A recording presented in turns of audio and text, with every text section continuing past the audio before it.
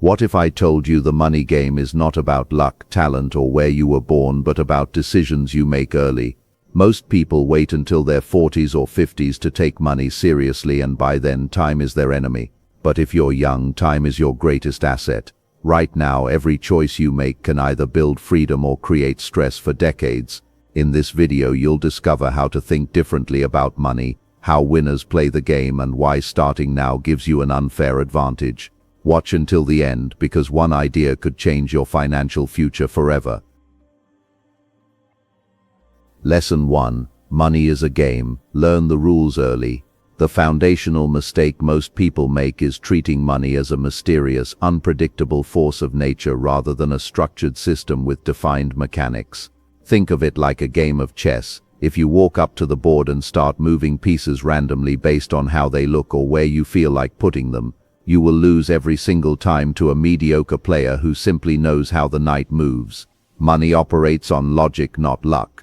It is a game played with numbers, time, and psychology. When you understand that every dollar is a player on your team that can either be sacrificed for a moment of fleeting pleasure or deployed strategically to capture more territory, your entire perspective shifts from being a victim of the economy to being a participant in it.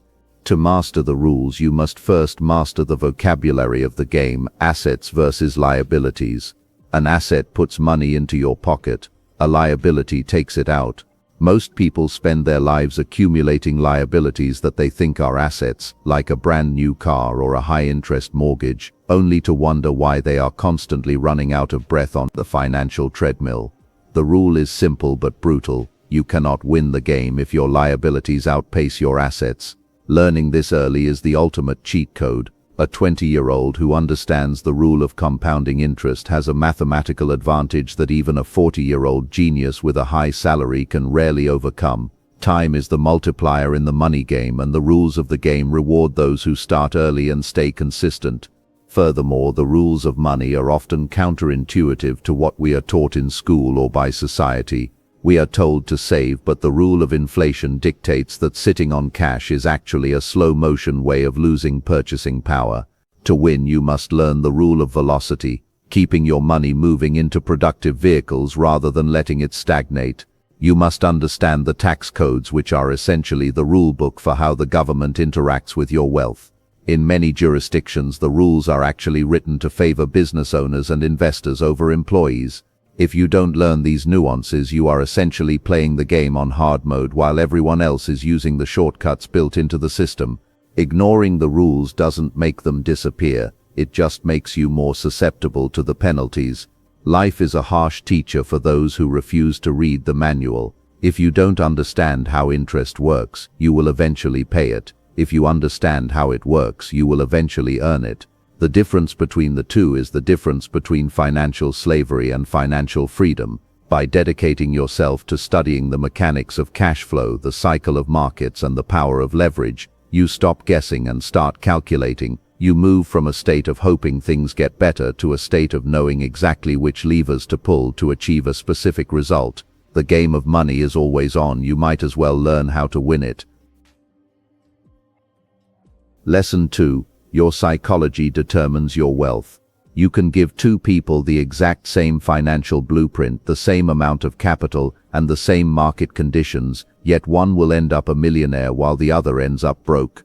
This discrepancy exists because money is 20% head knowledge and 80% behavior. Your internal financial thermostat, the subconscious limit you've placed on what you deserve or what you're capable of managing, dictates your reality far more than your bank statement does. If your psychology is rooted in scarcity, you will find a way to sabotage your success even when opportunities are handed to you. Wealth is not just something you acquire, it is something you inhabit. It requires a mental shift from a consumer mindset to an owner mindset. Fear is the primary psychological barrier to wealth. There is the fear of loss, which keeps people paralyzed in safe but low-yield investments, and the fear of judgment, which drives people to spend money they don't have to buy things they don't need to impress people they don't like. To build true wealth, you must deprogram these emotional triggers. You have to become comfortable with the discomfort of delayed gratification. This means resisting the dopamine hit of a new purchase in favor of the long-term serenity of financial independence. Your brain is wired for survival and immediate rewards. Building wealth requires you to override those primal instincts and think in decades rather than days. Discipline is the bridge between psychological intent and financial reality. It is the ability to maintain a plan even when the market is crashing or when your peers are flaunting their latest luxuries. This requires a high level of emotional intelligence. You must be able to look at a red screen on your brokerage account and see opportunity rather than catastrophe. Those who cannot control their emotions cannot control their money. Developing a stoic approach to finance allows you to detach your self-worth from your net worth. When you realize that money is just a tool and a metric, you stop making emotional decisions like panic selling or greed-driven buying and start making analytical ones.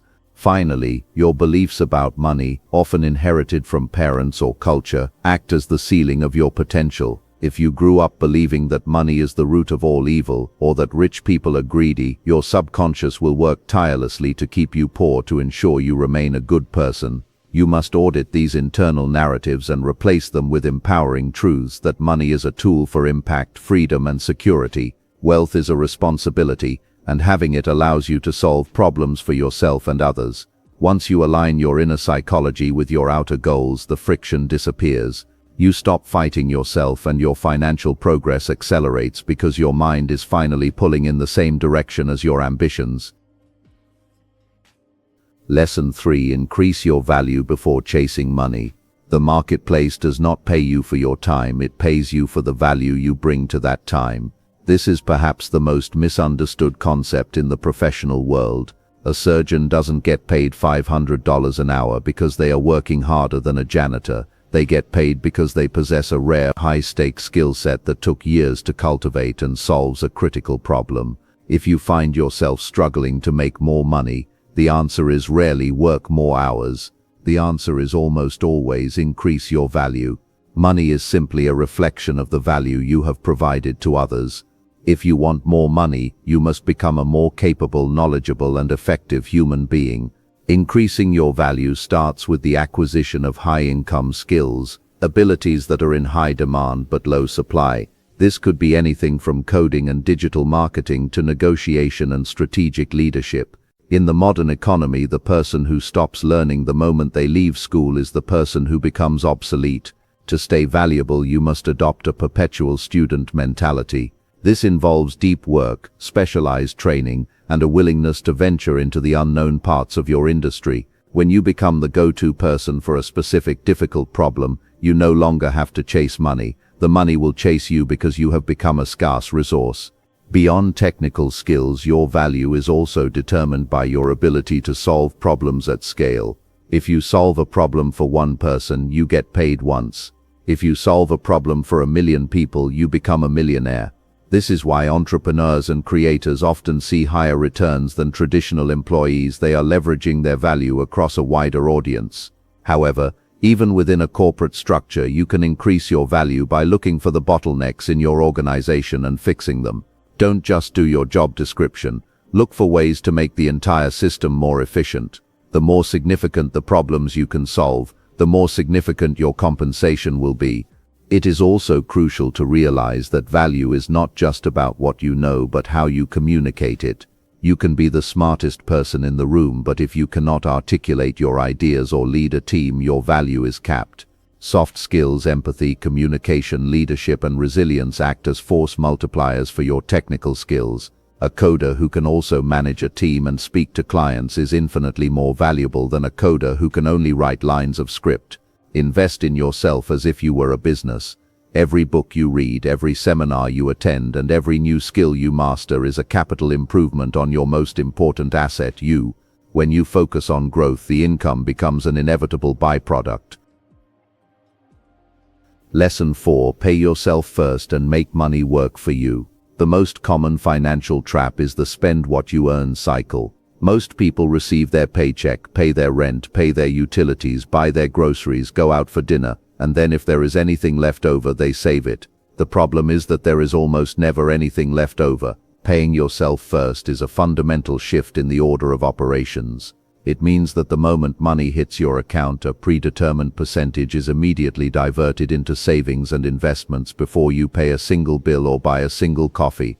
By doing this, you treat your future self as your most important creditor. You learn to live on the remainder, which forces a level of discipline and creativity that spending first never could. Once you have carved out that capital, the goal is to transition from a labor-based income to an asset-based income. If you only trade your hours for dollars, you have a hard ceiling on your wealth because you only have 24 hours in a day and your physical energy is finite. Money, however, never gets tired. It doesn't need to sleep, it doesn't take sick days, and it doesn't need a vacation. When you invest, you are essentially hiring money soldiers to go out and fight for you. Initially, their progress might seem slow, perhaps they only bring back a few cents or dollars, but as those soldiers bring back more recruits, dividends, and interest, your army grows exponentially.